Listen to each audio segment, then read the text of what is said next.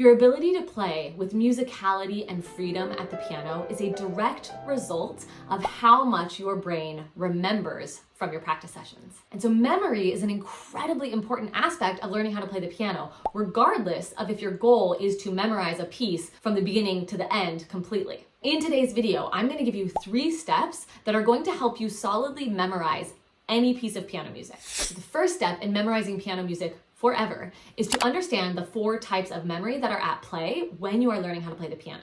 This step is essential because it's going to inform what you do at the next 2 steps. So the first kind of memory is your muscle memory, and it's usually the fastest to develop, and it's also the least reliable. Muscle memory is the kind of memory that you have if you've ever been playing a piece of music and you are playing through it and everything is going well, and then all of a sudden you make one mistake and you can't get back on track. You completely lose your spot. It's a crash and burn type situation and you have to start over, or you have to go back in the music and restart in order to get back on track. That's how you know that you have muscle memory, but you don't have the other kinds of memory. Muscle memory is wildly important, so don't get me wrong. It's really important that muscle memory develops. You just don't want to be in a position where the muscle memory develops and then you stop developing your memory. The second kind of memory is your oral memory, and that is remembering how things sound at the piano. So you have oral memory with your piece if when you are doing the dishes or when you're doing a different task, you can hear the melody of your piece in your head, or you know what it sounds like away from the piano. You also have oral memory if you're playing a piece of music and you can predict in your mind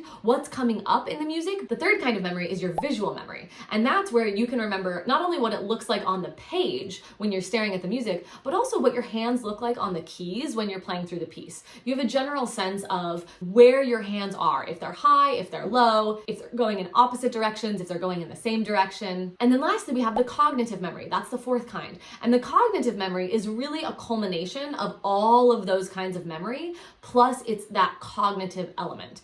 And the example that I always give for cognitive memory is that if I were to hand you a piece of manuscript paper and I were to say, okay, write your piece of music on this paper, you would be able to do it. From the very first note of the piece to the very last note of the piece, you know all the notes, you know all the rhythm, you could write in the pedaling marks, the dynamic marks, everything. And the cognitive memory is like the big gold star. That's what you should be shooting for all the time. Again, it doesn't matter if your goal is to actually play your piece fully from memory, or if your goal is to just be able to play your piece with freedom and musicality. Strengthening that cognitive memory is going to be immensely helpful in getting you to either of those goals. So now that you understand the 4 types of memory, we're going to go to step 2. And step 2 is that we're going to create puzzles that our brain has to solve to strengthen each of those 4 types of memory. Now, don't worry, I'm going to give you many suggestions in this step. And when you go to practice these suggestions, it's going to feel hard because whenever you're trying to commit something to memory, it's not an easy task. It's not something that you can do on autopilot. You have to be fully focused. You have to be fully present in the moment.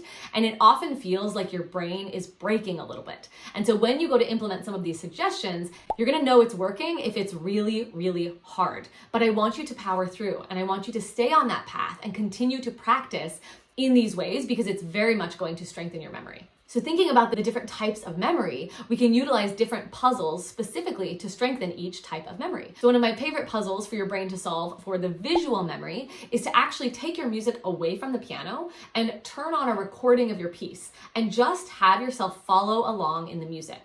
Oftentimes people can't even do this the first time because they're not used to hearing the music up to tempo and being able to track where the actual notes are in the score.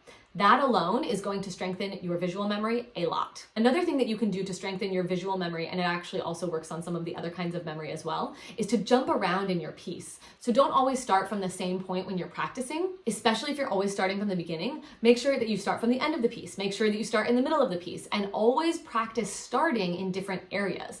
Not only does this strengthen your visual memory because you have a much stronger association of where things are on the page when you randomly start like that, it also actually strengthens your other types of memory as well. I'm going to put a piece up on the screen and I want you to see if you can follow along beat by beat and track with your eyes where I am playing in the music.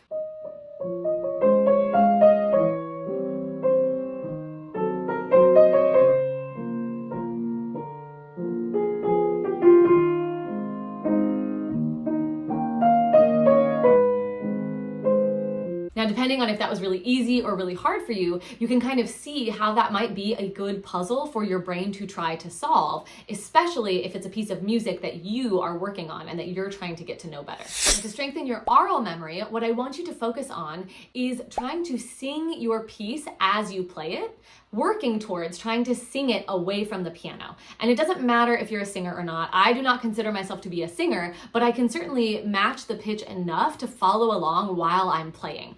It doesn't have to sound good. You can do this when you're alone, when no one else is listening, but you're going to follow along and sing with that melody because it's going to get the melody into your ear. One side note, and like a very helpful secret to know about learning how to play beautifully, is that as long as you are voicing your melody, whatever you're playing is going to sound a lot better. And if you hear the melody and you are actively listening to the melody, you are naturally going to bring it out. If you're unclear on where the melody is, or if you go to do this exercise and you find that you can't sing along with your piece, that's a really good indicator that you don't know it as well as you think you do, and that you really do need to sing along with that melody to not only get it in your ear, but to get it to the point that you can predict what's coming next and that you know the piece on a deeper level. So if I'm doing that while I'm playing, I can literally just hum along or sing along while I play. It doesn't matter what syllable you're singing on. It doesn't matter what words you put to it. I'm just going to kind of sing like la.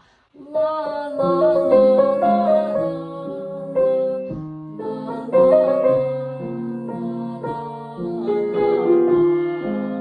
Doesn't have to be amazing, you just have to be able to follow along. And doing that away from the piano, you can grab your music and actually go somewhere else. And I would highly recommend that you go somewhere else because that's going to give you a realistic idea of how well you know the melody. Da, da, da, da, da, da, da, da, da, da. I want to have a sense of where I am and what's coming next. It doesn't matter as much if I'm totally on the exact accurate pitch. What matters here is that you can predict what's coming and you know the sound well enough to recall it. Muscle memory naturally will develop if you are practicing effectively and efficiently. So if you're using revolutionary practice methods like the post-it method, practicing in rhythms, those are very much going to amplify the speed with which you can develop muscle memory. If you are practicing haphazardly, like you're just sitting down and playing your piece over and over and over again, it's going to take you a very long time to develop muscle memory. I have a video called Piano Practice Techniques to Fix Every Problem in Your Piano Playing, and utilizing the exercises from that video is really going to help you get a jump start on the muscle memory. I'll link that in the description below. I'm not going to go too deep into the muscle memory because the majority of the revolutionary practice techniques that I talk about are going to help strengthen that muscle memory. Lastly, some great puzzles that will work to strengthen your cognitive memory are to analyze the patterns in the piece of music. Now, this is something that will vary depending on your level, because if you know music theory really well, then you can do like an actual harmonic analysis of the piece, and that's going to be really helpful. If you are newer to music theory or you don't know a lot of music theory, that's okay. Just start to look at the piece with a little bit of a magnifying glass. I talk about this a lot in the course that I taught called Secrets to Sight Reading. I'll link that in the description below as well. And finding the patterns in music is hugely helpful because it helps you have a context for what you're seeing on the page beyond just the notes. So some common patterns would be intervals or chords or scale passages, or even patterns that you notice like when the rhythm repeats or when a certain melody repeats. And noticing those patterns and actually marking up your music so that it visually shows you where those patterns are going to help you get to know the piece on a deeper cognitive level. One of my other favorite puzzles for strengthening the cognitive memory is to also force myself to memorize one hand at a time. So I'll take a section of music, and I often won't start at the beginning. Let's say a section right in the middle, you take one phrase and you memorize the right hand all by itself. And if your melody's in the right hand, that's not going to be too bad. But then you memorize the left hand, or you memorize the accompaniment pattern. And that is almost always way more difficult. And then once you memorize each hand separately, you put them together. Going through this process really helps you understand exactly what's going on in each phrase. Now, there are a ton more puzzles that we create for cognitive memory, but they come at different levels. And that leads me to step 3. Step 3 is that you continue to create puzzles with increasing difficulty as the piece gets more and more into your memory. Memory is kind of a funny thing because it's not always a linear process. And the way that our brain works is that we don't always remember things exactly in order. So when you're memorizing, it's very important that you switch things up. Like I've mentioned, you don't always start from the beginning. You can always practice things backwards, and that gets things really really deep into your memory. But once you try some of the suggestions from the video and you get to the point where you realize that they're pretty easy, you're gonna need that next puzzle. And so I have a couple of other videos on memory, and we also talk a lot about this in the Casual to Confident Piano Player program. I help piano players in our live classes work through some of this, and we create custom exercises that are tailored to your pieces and your level and the skills that you need to work on specifically to level up your memory. So I'm gonna link in the description below to Casual to Confident Piano Player. You can check that out. At the time of recording this video, it's only the waitlist that is open. Enrollment is not open, but you can go ahead and get on the waitlist to make sure that you are one of the first people to know next time it opens. And I'm also gonna link a couple of other videos that I've done about memorizing piano music that have some other additional puzzles that you can use to continue to strengthen your memory. Now, if you're not already in my free Facebook community, get your booty over there. It's an amazing community and it's growing super quickly. I post a lot of content that isn't here on the channel, and we do live challenges and workshops. It's an incredible place. I'll put that link in the description, and you can also join using the link on the screen right here.